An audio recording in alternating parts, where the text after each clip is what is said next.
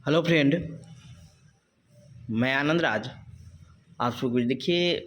बिहार में Bihar university, Bhimrao Ambedkar Bihar university है और बीएन मंडल, भूपेंद्र नारायण मंडल यूनिवर्सिटी में एमएड सेशन 24-26 के लिए ऑनलाइन करने का डेट जारी हो गया। ऑनलाइन भी हो रहा है और देखिए एंट्रेंस एग्ज़ाम होता है और बिहार का जितना भी यूनिवर्सिटी है सबका सिलेबस एक जैसा ही है।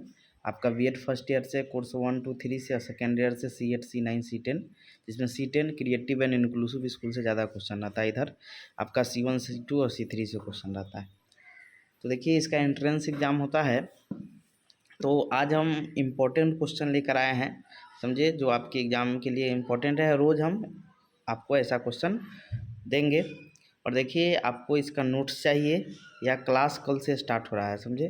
तो जिनको क्लास करना है, नोट्स चाहिए, तो इस नंबर पर आप व्हाट्सएप करके क्लास या नोट्स के बारे में जानकारी ले सकते हैं। 9576002401 पर, समझे। 9576002401 पर आप मैसेज करके क्लास या नोट्स के बारे में जानकारी ले सकते हैं। चलिए स्टार्ट करते हैं हम लोग। तो देखिए पहला क्वेश्चन है कि शिक्षा बिना बोझ के एक बुनियादी अवधारणा डैश से मतलब बुनियादी अवधारणा से संबंधित है। देखिए आप पढ़े होंगे जो NCF 2005 आया था, नेशनल करिकुलम फ्रेमवर्क, तो उसमें बोला गया था कि जो शिक्षा होना चाहिए वो बिना बोझ का होना चाहिए। बिना बोझ करने का मतलब कि बस्ता का जो बोझ है उसको कम होना चाहिए। और पूछेगा यह किस समिति ने इसकी अनुशंसा की थी, तो इसका आंसर तो A नंबर हो जाएगा, लेकिन समिति पूछेगा तो यशपाल समिति, समझे।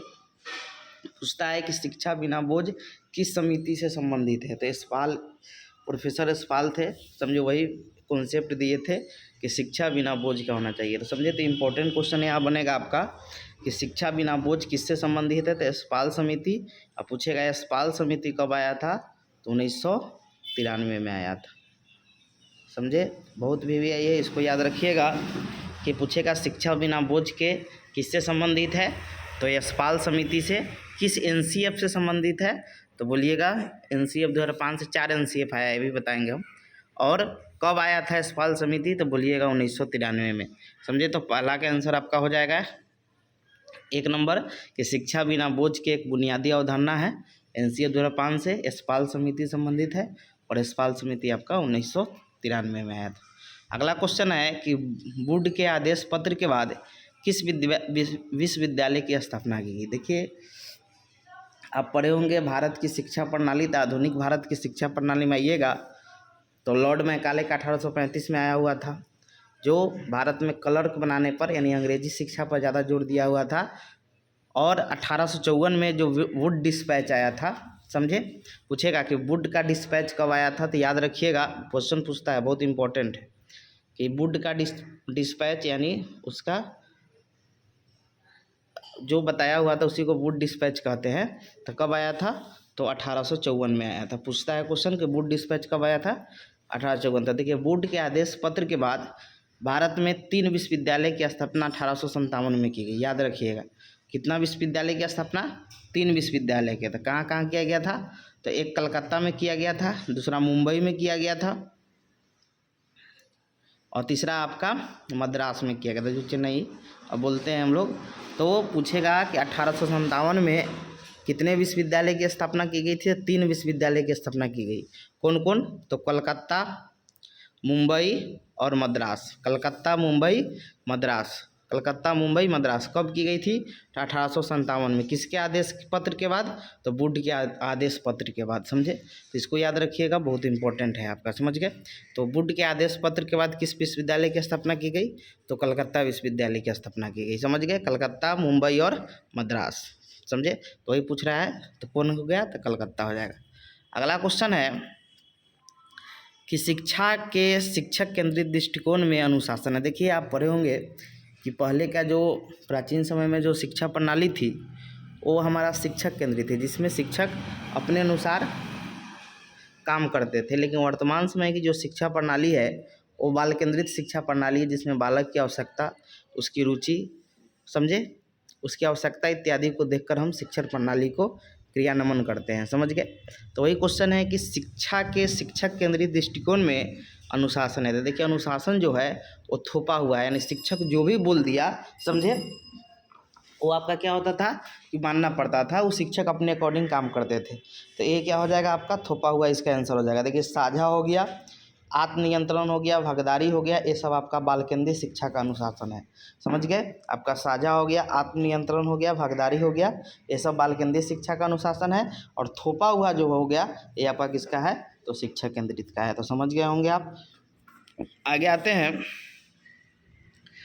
तो ये क्वेश्चन है कि कक्षा 6 से 8 तक के लिए RTE अधिनियम 2009 द्वारा कितने न्यूनतम कार्य दिवस निर्धारित किए गए हैं। तो देखिए आपको एक चीज़ बताते हैं कि एक साल का एक कार्य दिवस है।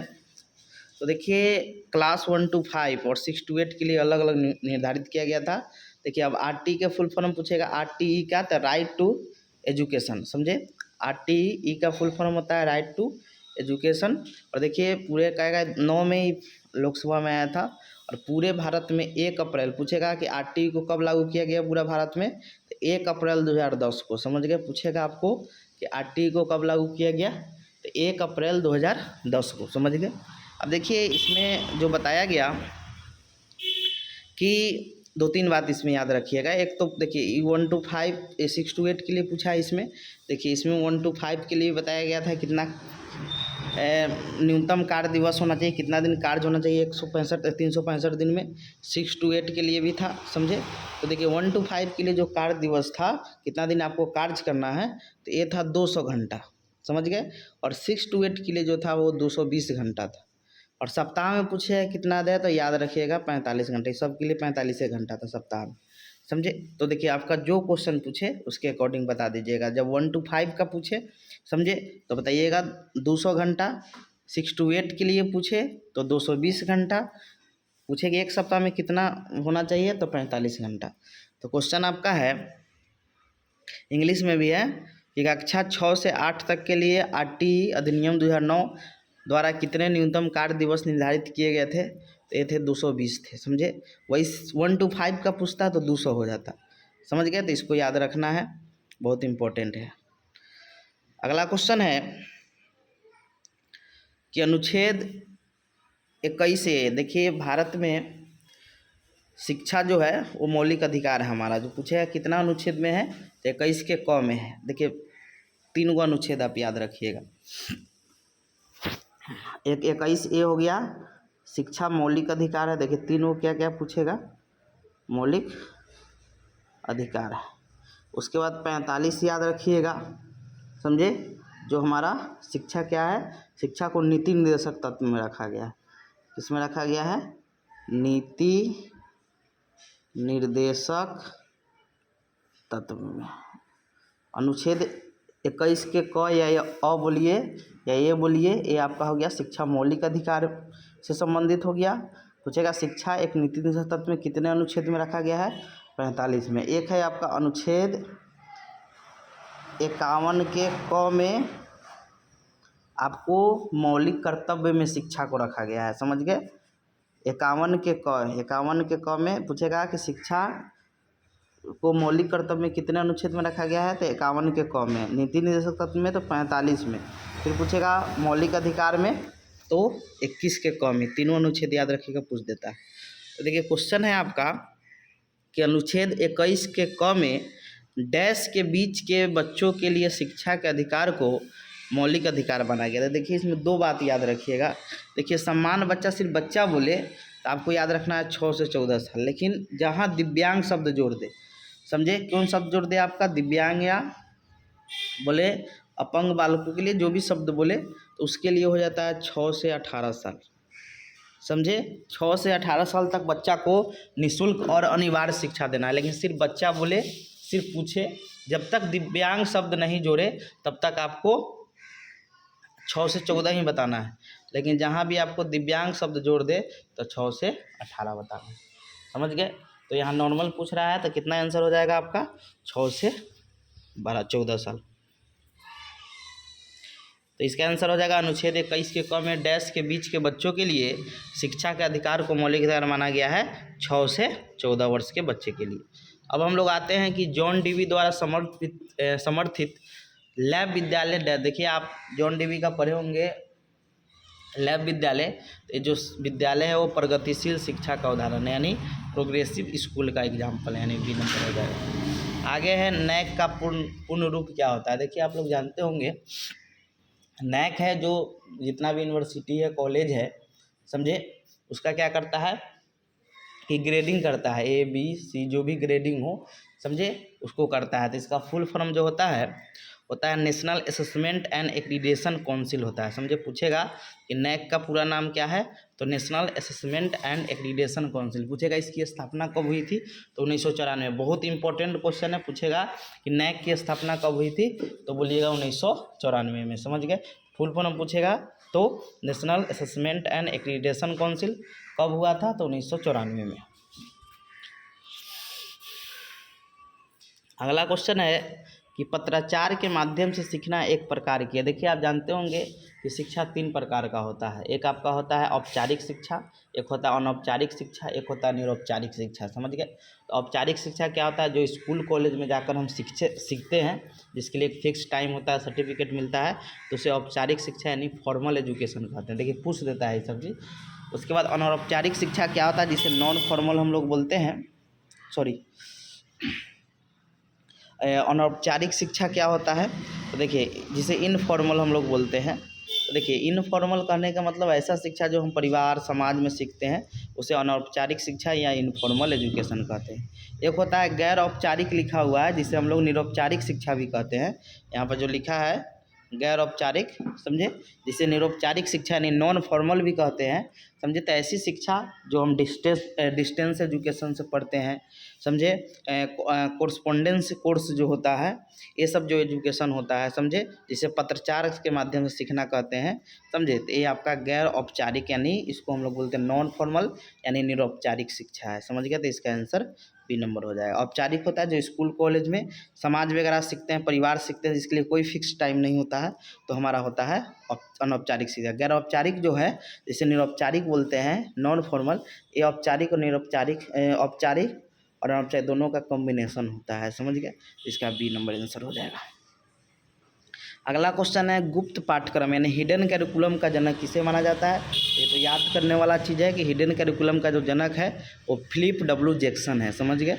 याद रखिएगा इसको। उसके बाद है अब्राहम मास्लो, जो ऑप्शन में दिया मैस्लो होता है, वो आवश्यकता का एक सिद्धांत दिए थे कि क्या दैनिक जीवन की आवश्यकता होता है, 5 बताए थे। और उसके बाद लेव वाइगोस्की तो सामाजिक सांस्कृतिक विकास का सिद्धांत दिए हैं। अगला क्वेश्चन है भारत में शिक्षा के 10+2+3 यानी 10+2+3 पैटर्न की सिफारिश निम्नलिखित में किसके द्वारा की गई थी। तो देखिए कोठारी कमीशन जो 1964-66 जो माना जाता है कि 64 में बना था, 66 में रिपोर्ट सौंपा था, तो इन्हीं की यही ने मतलब सिफारिश की थी कि भारत की जो शिक्षा होना चाहिए वो 10th उसके बाद 2 साल का इंटरमीडिएट और 3 साल का ग्रेजुएशन होना चाहिए। तो 10+2+3 का क्या हुआ था, सिफारिश किया था। अगला क्वेश्चन है माध्यमिक शिक्षा आयोग है 1952-53 में आया था। कोठारी कमीशन 1964-66 में। राष्ट्रीय शिक्षा नीति भारत की दूसरी शिक्षा नीति जो 1986 में आया था। पहला 1968, दूसरा 1986, तीसरा 1920 में आया था, 2020 में सॉरी। आगे है नकारात्मक शिक्षा की अवधारणा दर्शन शास्त्र के निम्नलिखित में किस पहलू से संबंध। देखिए नकारात्मक शिक्षा का जो संकल्पना है उसको देने वाले रूसो थे, और रूसो हमारे प्रकृतिवाद से संबंधित है, नेचुरलिज्म से संबंधित है। वही है नकारात्मक शिक्षा यानी निगेटिव एजुकेशन की अवधारणा दर्शन शास्त्र के निम्नलिखित किस स्कूल से संबंधित है, तो ये प्रकृतिवाद स्कूल से संबंधित है। समझ गए। तो आंसर इसका हो जाएगा बी नंबर। अगला क्वेश्चन है कि शिक्षण की परियोजना पद्धति यानी प्रोजेक्ट मेथड दर्शन शास्त्र के निम्नलिखित किस स्कूल द्वारा प्रतिपादित किया गया। देखिए ऑप्शन पढ़िएगा, इंग्लिश देखिएगा तब देखिए ये प्रयोजनवाद जो है समझे उससे संबंधित है। तो ऑप्शन में देखिए ऑप्शन थोड़ा घुमा दिया है, लेकिन प्रैग्मेटिज्म यहाँ दिया हुआ है इंग्लिश में। समझ गए। तो यहाँ प्रयोजनवाद होगा, व्यवहारवाद का बिहेवियरिज्म होता है, यहाँ पर आपका प्रयोजनवाद हो जाएगा। प्रयोजनवाद देखिए आप कहिएगा उपयुक्त में से कोई नहीं है, तो ये होगा नहीं। जब भी आपको ऑप्शन ऐसा लगे इंग्लिश में आंसर सही हो तो इंग्लिश को टिक आउट कीजिएगा, इसीलिए इसका आंसर सी नंबर होगा कि इंग्लिश को ज़्यादा प्रेफर करता है। अगला है कि सीखना विकास की प्रक्रिया है यह कथन किसका, यानी सीखना का रहा है विकास की प्रक्रिया है, यह कथन किसका है। तो देखिए ये तो याद करने वाला चीज़ है, आप डिफिनीशन लर्निंग का पढ़िएगा तो उसमें बहुत सारा डिफिनीशन दिया गया है। तो सीखना विकास की प्रक्रिया है, ये वुडवर्थ ने कहे थे, समझ गए। अगला क्वेश्चन है कि बुद्धि लब्धि का प्राप्तांक प्राप्त करने हेतु सही विधि क्या है। देखिए आप बुद्धि लब्धि IQ का सूत्र पढ़िएगा तो इसका फॉर्मूला होता है मेंटल एज बट्टा कॉर्निकल एज, यानी मानसिक आयु बट्टा वास्तविक आयु गुना 100। आप देख लीजिए कहाँ ऑप्शन में है, उसको मार दीजिए, मानसिक आयु बट्टा कालानुक्रमिक, वही काल वाला जिसे कॉर्निकल एज बोलते हैं, गुना 100, यही आपका 1 नंबर आंसर। इस पर बहुत क्वेश्चन पूछता है कैसे बनाते हैं। इसका आंसर 1 नंबर हो जाएगा। बुद्धि लब्धि का जो सूत्र होता है मानसिक आयु बट्टा वास्तविक आयु गुना 100। अगला है निम्नलिखित में कौन सा बचपन के दौरान बौद्धिक विकास की विशेषता है। पहला ऑप्शन है दूसरे के साथ सहयोग करके सीखना, सही बात है, हम बचपन में सीखते हैं। दूसरा है मूर्त सामग्री, मूर्त तर्क करते हैं तो मूर्त सामग्री के संबंध में तर्क विकसित होता है, अपने कार्यों की सामाजिक स्वीकृति भी मिलता है, किसमें, तो बाल्यावस्था में, समझ गए। तो यहाँ पर 1 2 3 तीनों सही, यानी आंसर हो जाएगा उपयुक्त में से 1 से अधिक, समझ गए, यानी इसका आपका D नंबर हो जाएगा। अगला क्वेश्चन है वृद्धि और विकास के बारे में निम्नलिखित में कौन सा कथन सही नहीं है, मतलब गलत पूछ रहा है कि वृद्धि आमतौर पर मात्रात्मक परिवर्तन को संदर्भित करता है जबकि गुणात्मक विकास गुणात्मक परिवर्तन को संदर्भित, देखिए गुणात्मक नहीं मात्रात्मक और गुणात्मक दोनों करता है, ये गलत हो सकता है। अगला है कि वृद्धि पर्यावरण का एक कार्य है देखिए पर्यावरण जैसा माहौल होगा ऐसा आपका वृद्धि होगा, तो ये भी सही बात है। वृद्धि जीव के आंतरिक और मानसिक कारकों द्वारा निर्धारित होता है, तो ये भी सही बात है। तो इसका आंसर 1 नंबर हो जाएगा कि वृद्धि आमतौर पर मात्रात्मक परिवर्तन को संदर्भित करता है, सही है। लेकिन उसके बाद लिखा है जबकि विकास गुणात्मक और मात्रात्मक दोनों, जब तक वृद्धि नहीं होगा तो विकास मतलब आपका विकास होगा ही नहीं, यानी मात्रा और गुण दोनों को बताएगा, इसीलिए यहाँ पर 1 नंबर इसका आंसर हो जाएगा। अगला क्वेश्चन है कि जब कोई बच्चा अपनी समस्या का समाधान स्वयं करने लगता है तो उसमें हम निम्न में कौन सा गुण विकसित हो जाता है। देखिए हम जानते हैं कि जब बच्चा खुद से कोई काम करने लगता है, समस्या का समाधान करने लगता है, तो उसे वैज्ञानिक अन्वेषक का गुण कहा जाता है, समझे, उसमें साइंटिफिक इन्वेस्टिगेटर का गुण आ गया, स्वयं कोई कार्य कोई समस्या का समाधान, तो इसका आंसर ये नंबर हो जाएगा। अगला क्वेश्चन है कि अधिगम के संदर्भ में शिक्षा शास्त्रियों एवं मनोवैज्ञानिकों ने विविध प्रकार की परिभाषाएँ दी है। इन परिभाषाओं के अनुसार अधिगम डैश चलने वाली एक निरंतर प्रक्रिया है, तो अधिगम जीवन प्रयत्न चलने वाली प्रक्रिया है, ये नंबर हो जाएगा। अगला है कि NCT का मुख्यालय कहाँ है। देखिए NCT जो है जितना भी आपका टीचर एजुकेशन से संबंधित प्रोग्राम होता है, कोर्स होता है, उसको मान्यता देता है, समझे, जैसे B.Ed D.LED कॉलेज हो गया, M.Ed कॉलेज हो गया, ये सब आपका एजुकेशन संबंधित कॉलेज है, तो ये सब को जो मान्यता देता है वो NCT देता है, समझे। देखिए NCT का मुख्यालय जो पूछेगा तो ये आपका दिल्ली में है और इसकी स्थापना पूछेगा तो 1995 ईस्वी में हुआ था, समझ गए। पूछेगा NCT का मुख्यालय कहाँ है तो बोलिएगा दिल्ली में है। कब स्थापना हुआ था तो 1995 में, समझ गए, कब स्थापना हुआ था तो 1995 में, जैसे NAC का 1994 में हुआ था तो NCT का 1995 में। इसका फुल फॉर्म पूछेगा तो इसका फुल फॉर्म होता है national council for teacher education. पूछेगा कि NCT का फुल फॉर्म क्या होता है तो national council for teacher education, समझ गए। अगला क्वेश्चन है तो इसका आंसर B नंबर हो जाएगा। अगला क्वेश्चन है कि NCF 2005 किस मंत्रालय की पहल पर तैयार किया गया था।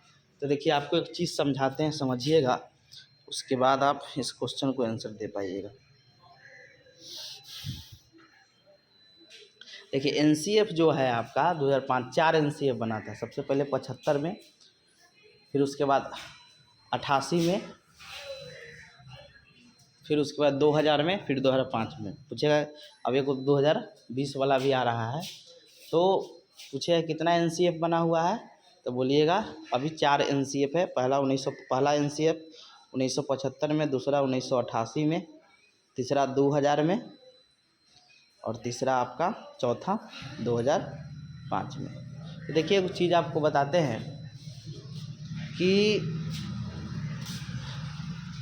भारत में जब दूसरा शिक्षा नीति बना, समझे, तो उस समय शिक्षा मंत्रालय, उससे पहले उसका नाम शिक्षा मंत्रालय था, तो उसका नाम बदलकर मानव संसाधन विकास मंत्रालय कर दिया गया। समझ गए, याद समझिएगा कि जो शिक्षा मंत्रालय था, अभी बताएंगे आगे, अब 2020 में भी चेंज कर दिया गया, उसका नाम बदल के क्या कर दिया गया, मानव संसाधन विकास मंत्रालय। फिर 1920 का जब शिक्षा नीति आया, तीसरा नई शिक्षा नीति, तो मानव संसाधन विकास मंत्रालय का नाम बदल के शिक्षा मंत्रालय कर दिया गया फिर से। यानी 1986 में जो भारत का दूसरा शिक्षा नीति आया, तो जो शिक्षा मंत्रालय था उसका नाम बदल के मानव संसाधन विकास मंत्रालय कर दिया गया। और फिर 2000 में जो भारत की तीसरा शिक्षा नीति आया, तो भारत का जो शिक्षा मानव संसाधन विकास मंत्रालय था, फिर उसका नाम बदल के क्या कर दिया, शिक्षा मंत्रालय। तो देखिए 2005 में जब एनसीए बना था, तो 1986 में बदल के क्या कर दिया गया था, मानव संसाधन विकास मंत्रालय। समझे, तो इसीलिए इसका आंसर हो जाएगा आपका मानव संसाधन विकास मंत्रालय। समझ गए, क्योंकि शिक्षा मंत्रालय का नाम बदल गया 1986 में, और 2020 तक वो क्या रहा, आपका मानव संसाधन विकास मंत्रालय। अब देखिएगा कि अब शिक्षा मंत्री आएगा भारत का। समझे, पहले आता था शिक्षा मंत्रालय, आता था मानव संसाधन विकास मंत्रालय में। अब पूछेगा कि नई शिक्षा नीति के बाद मानव संसाधन विकास मंत्रालय का नाम क्या बदल दिया, तो आप बोलिएगा शिक्षा मंत्रालय। पूछेगा एनसीए 2020 जो आएगा, मतलब अभी पूरा तरह से आया नहीं है, वो किस मंत्रालय के पहल पर तैयार किया गया था, तो शिक्षा मंत्रालय का। समझ गए, तो 86 से पहले शिक्षा मंत्रालय था, 86 से लेकर 2000 तक मानव संसाधन विकास मंत्रालय हुआ, और 2000 मतलब 86 से लेकर 2020 तक आपका मानव संसाधन विकास मंत्रालय था, और 2020 के बाद यानी आपका शिक्षा मंत्रालय हो गया। तो इसका आंसर आपका हो जाएगा मानव संसाधन विकास मंत्रालय।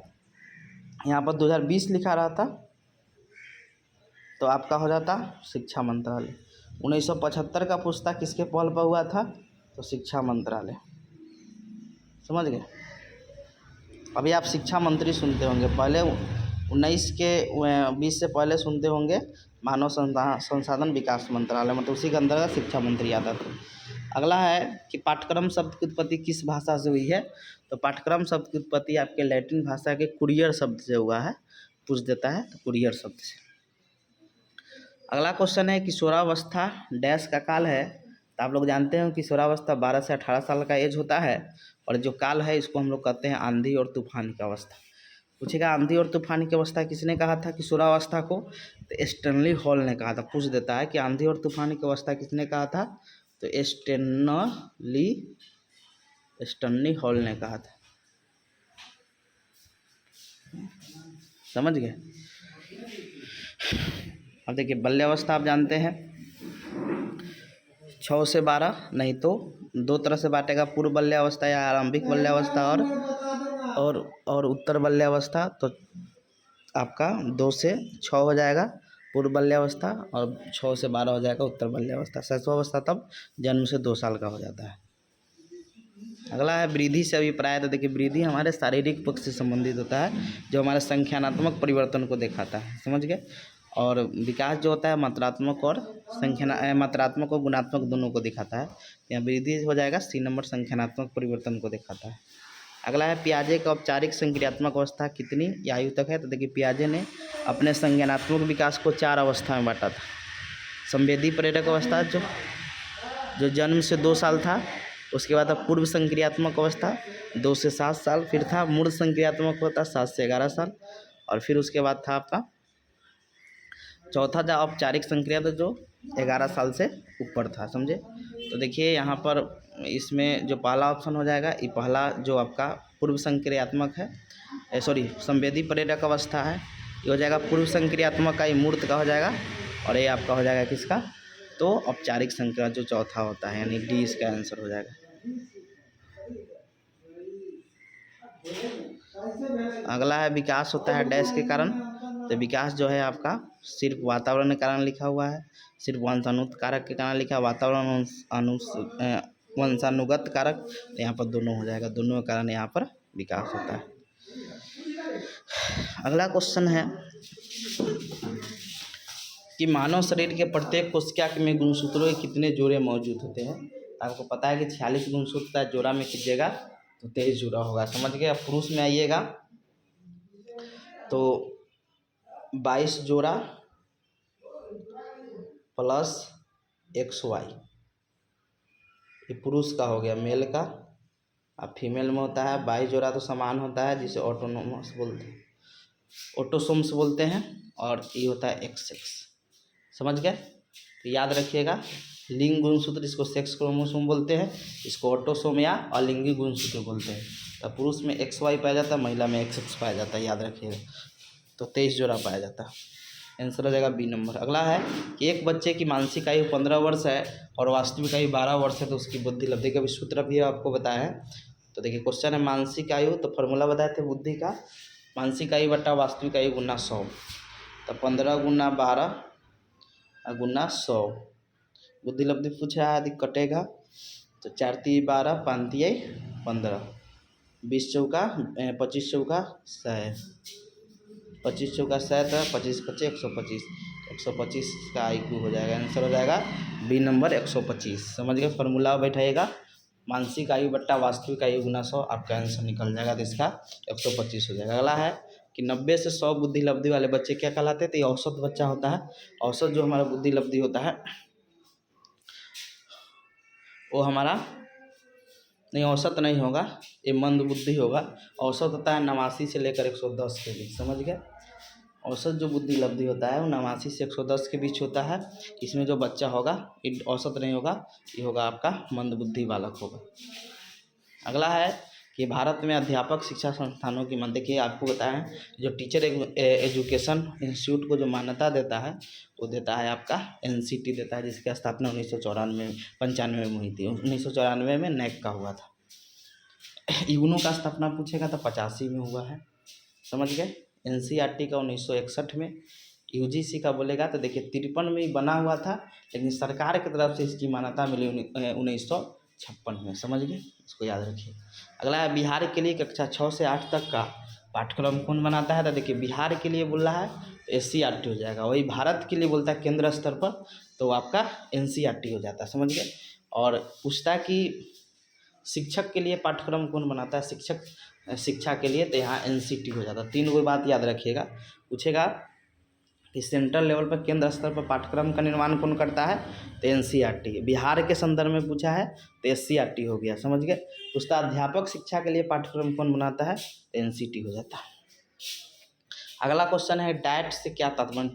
डाइट का फुल फॉर्म पूछा है, तो इसका फुल फॉर्म होता है district institute of education training होता है, यानी district institute of education and training होता है। अगला क्वेश्चन है किसके सिफारिश के आधार पर 15-16 के अकादमिक सत्र से देश में BEd कार्यक्रम की अवधि बढ़ाकर 2 वर्ष कर दी गई? समझ गए? तो आपको पता होना चाहिए कि 14-15 सेशन तक BEd 1 साल का होता था, 15 से यानी 15-17 सेशन जो था 2 साल का हो गया। यानी ये वर्मा जो आपका जस्टिस वर्मा आयोग जो बाद 2012 में आया, इसी के अनुशंसा पर BEd 2 साल का हुआ। समझ गए? अगला क्वेश्चन है केंद्रीय शिक्षक पात्रता परीक्षा CTET का आयोजन कौन करता है? देखिए CTET का जो आयोजन करता है वो CBSE करता है। और BTET पूछता, समझे, बिहार टीचर एलिजिबिलिटी टेस्ट, ये आपका BSB यानी बिहार स्कूल एग्जामिनेशन बोर्ड हो जाता है। देखिए ऐसे ही और भी हम क्वेश्चन करवाएंगे, तो इसका आंसर आपका C हो जाएगा। वही BET रहता, मतलब BET का आयोजन कौन करता है? तो आपका BSB पटना हो जाता है, बिहार स्कूल एग्जामिनेशन बोर्ड। ऐसे ही और भी क्वेश्चन करवाएंगे, समझे। क्लास करना होगा या नोट्स लेना होगा MED से रिलेटेड, वो मधेपुरा यूनिवर्सिटी यानी BN मंडल यूनिवर्सिटी या बिहार यूनिवर्सिटी, दोनों में सरकारी कॉलेज है। ज़्यादा नंबर आएगा तभी सरकारी कॉलेज मिलेगा, क्योंकि फी कम है सरकारी, सबको सरकारी कॉलेज चाहिए। तो नोट्स और क्लास चाहिए। जल्दी ही क्लास स्टार्ट हो रहा है कल से। 95 76 00 24 01 पर आप व्हाट्सएप करके क्लास या नोट्स के बारे में जानकारी ले सकते हैं। Thank you.